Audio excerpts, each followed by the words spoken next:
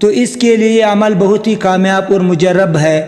عمل یہ ہے کہ آپ نے وضو کے حالت میں سورہ اخلاص یعنی قل هو اللہ احد آخر تک بسم اللہ شریف کے ساتھ 7 مرتبہ پڑھ کر بچے کے دائیں سیدھی طرف کے کان میں دم کرے، پونک مارے۔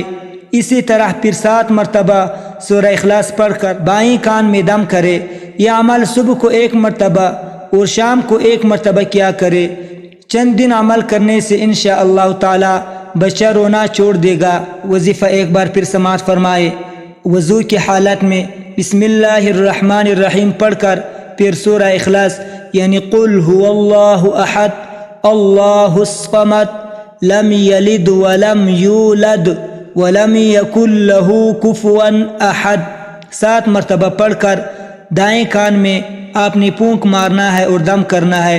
پھر 7 مرتبہ پڑھ کر بائیں کان میں دم کروانا ہے، اور آپ نے صبح کو 1 مرتبہ اور شام کو 1 مرتبہ یہ عمل کرنا ہے، اور 7 دن تک مسلسل یہ عمل کرے۔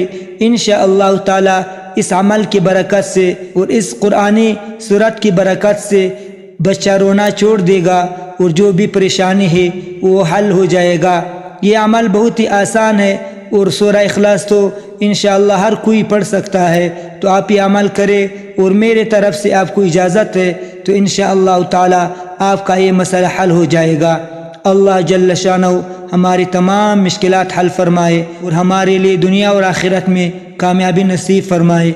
آمین آمین یا رب العالمین برحمتک یا ارحم الراحمین۔